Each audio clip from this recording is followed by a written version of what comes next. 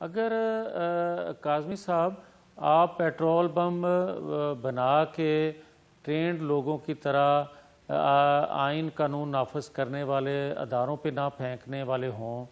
اگر آپ judicial complex پر قبضہ نہ کرتے ہوں، اگر آپ کہیں کہ ایک گولی کے جواب میں 10 گولیاں چلائیں گے، اگر آپ نے 9-10 مئی کو پاکستان کی دفاعی تنصیبات پر حملہ نہ کیا ہو، اگر آپ آج بھی مسلح تحریک کا اعلان نہ کر رہے ہوں، تو پھر عسکری ونگ کس کو کہتے ہیں؟ یہ مجھے بتا دیں۔ کیا سیاسی جماعتوں کے اندر کوئی سیاسی ورکر اس اپروچ کا متحمل ہوتا ہے، یا کبھی اس کی یہ سوچ ہو سکتی ہے کہ میں اپنی ہی ریاست کی تنصیبات پہ حملہ کر دوں گا؟ کیا کسی سیاسی ورکر کی یہ سوچ ہوتی ہے کہ میں اڈیالہ جیل توڑ کے بندے کو نکال لوں گا؟ اور جس کا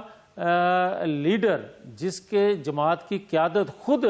پولیس وین پر حملہ کر کے لوگوں کو چھڑوا چکی ہو، ملزموں کو چھڑوا چکی ہو، جس نے اسمبلی پہ حملہ کیا ہو، جس نے پی ٹی وی پہ حملہ کیا ہو، جس نے پرائم منسٹر ہاؤس پہ خود حملہ کیا ہو، پھر بھی